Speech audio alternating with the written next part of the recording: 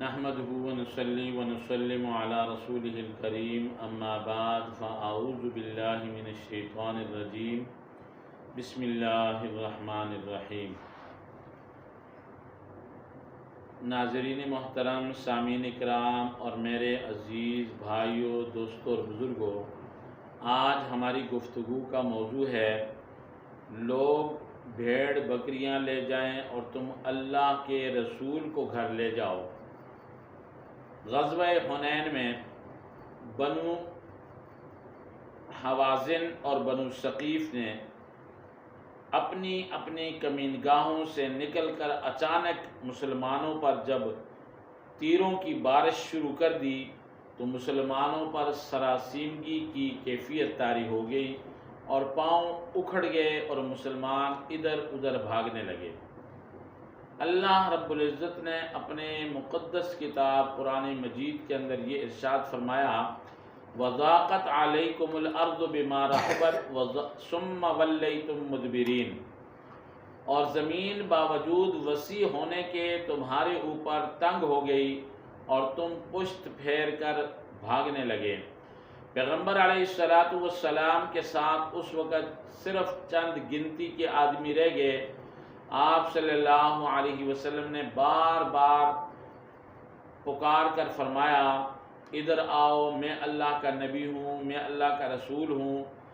آپ اس وقت یہ بھی فرما رہے تھے انا النبی لا کذب انا ابن عبد المطلب، کہ میں اللہ کا نبی ہوں اور میں سچا نبی ہوں۔ اللہ نے جو میرے ساتھ وعدہ کیا ہے وہ اس میں کوئی جھوٹ نہیں ہے اور جھوٹ کا امکان نہیں ہے، میں بیٹا عبد المطلب کا ہوں۔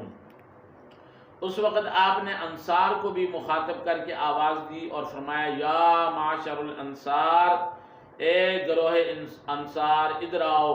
اس آواز کا انصار کے کانوں میں پڑنا تھا کہ یکدم سب نے پلٹ کر آپ صلی اللہ علیہ وسلم کو دیکھا اور پروانہ وار آپ کے ارد گرد جمع ہو گئے اور اس طرح بے جگری کے ساتھ لڑے کہ جنگ کا نقشہ ہی بدل کر رکھ دیا۔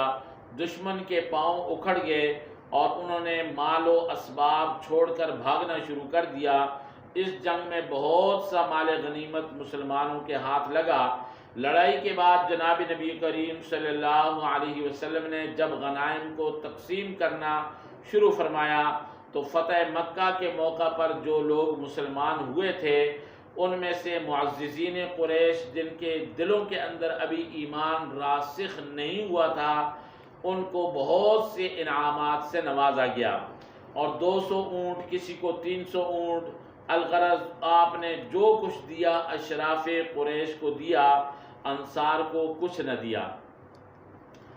اس موقع پر انصار کے بعض نوجوانوں نے جب یہ چیز دیکھی تو ان کی زبان پر یہ الفاظ آئے کہ رسول اللہ صلی اللہ علیہ وسلم نے قریش کو خوب نوازا اور انعامات کی بارش کر دی، ہمیں کچھ بھی نہ دیا، حالانکہ تلواروں سے اب بھی ہماری تلواروں سے خون ٹپک رہا ہے۔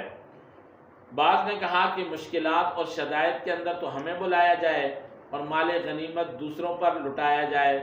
آپ کو جب اس کی اطلاع ملی تو ایک چرمی خیمہ نصب فرمایا، اس میں انصار کا اجتماع بلایا اور فرمایا کہ میں یہ کیا باتیں سن رہا ہوں، کیا تم نے ایسی باتیں کی ہیں؟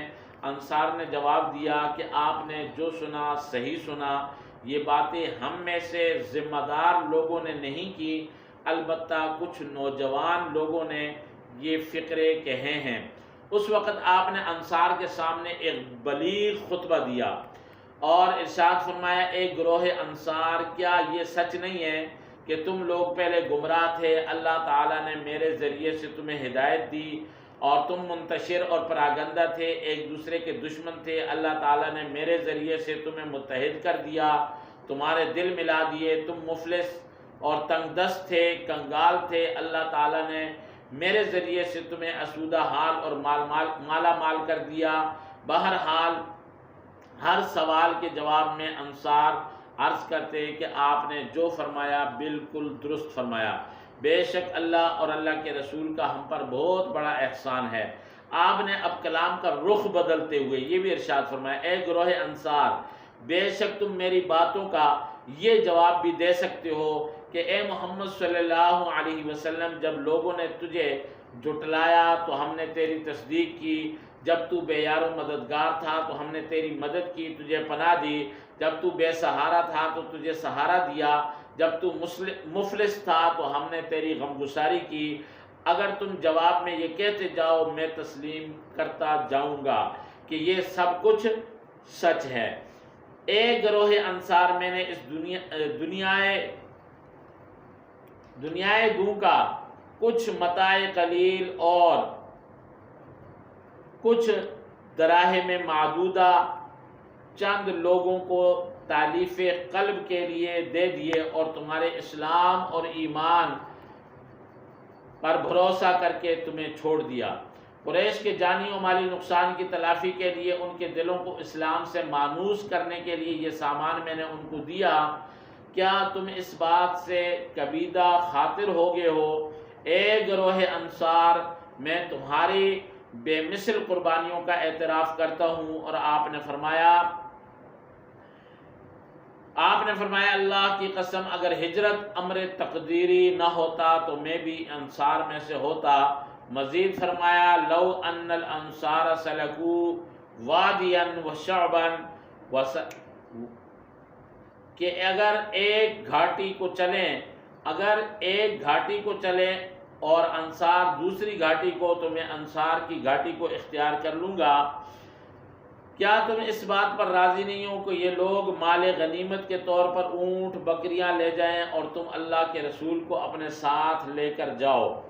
آپ کا یہ فرمانا تھا کہ انصار کی چیخیں نکل گئی، روتے روتے دڑیاں مبارک ان کی تر ہو گئیں اور کہنے لگے رضینا برسول اللہ حظا و نصیبا، ہم راضی ہیں اللہ کے رسول ہمارے حصے میں آگے، ہم راضی ہیں کہ اللہ کے رسول ہمارے حصے میں آگے۔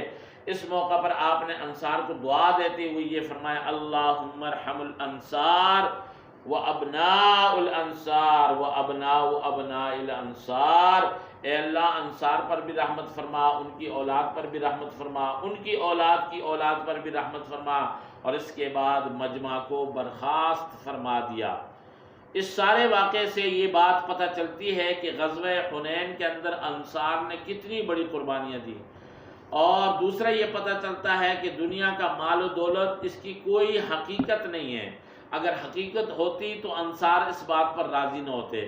انصار کی فضیلت اور اس کی عظمت کا اندازہ اس بات سے لگایا جا سکتا ہے کہ رسول اللہ صلی اللہ علیہ وسلم خود ان کے لیے دعائیں فرما رہے ہیں، اور پیغمبر علیہ السلام کی خطابت کی ایک جھلک بھی اس کے اندر موجود ہے کہ آپ نے اپنے خطیبانہ انداز سے کس طرح انصار کے دلوں کو موہ لیا۔